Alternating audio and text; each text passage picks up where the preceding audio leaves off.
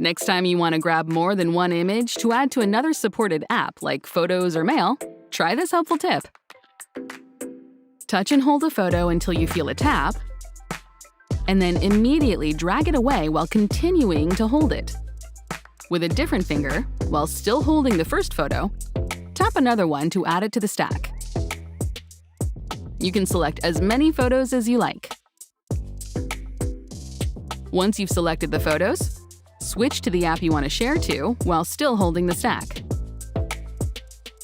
Drag the stack of photos where you want to add them, and lift your finger to drop them into the app. Pro tip: this same gesture works with other items, like grabbing multiple apps, emails, and more. Try it yourself. Grab, switch, drop. For more helpful iPhone tips, subscribe to the Apple Support YouTube channel.